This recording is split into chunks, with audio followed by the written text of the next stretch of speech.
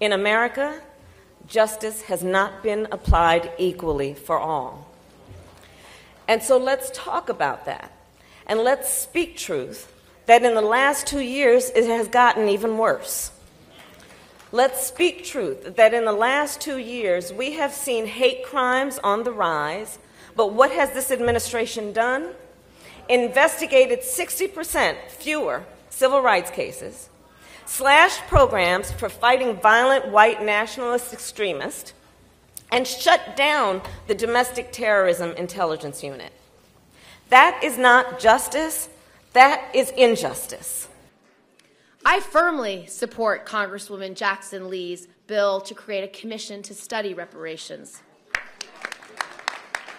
As president, I would advocate to Congress to pass that bill, and I would sign that commission into law.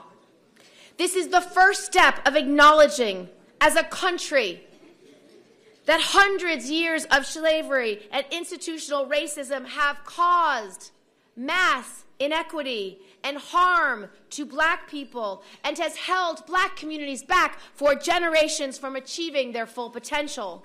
I want to tell you why I'm getting frustrated already in this presidential campaign. Because I believe having good faith conversations about repairing for past harm in our country in the context of reparations is really important. But this conversation cannot just become a political box-checking exercise or a litmus test without meaning. The boldest policies we're talking about right now can't just be about sentiment or about acknowledging the past. They need to be about actually balancing the economic scales and confronting the bias that persists right now in the present. Because if they don't, we cannot guarantee.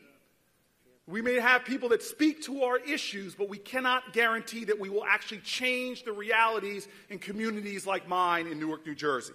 I will be offering in the next coming weeks an urban Marshall Plan in which we rehabilitate and reinvest into the urban cores in the United States of America. We clean up our towns. We get rid of blight. We get rid of lead paint in the homes that affects our kids' ability to learn. We make sure that there's not lead in the pipes. We make sure that teachers who teach our kids in the inner city get a pay raise. We have so many communities around here where there hasn't been a pay raise for a teacher in 9 or 10 years. We have a lot of work to do.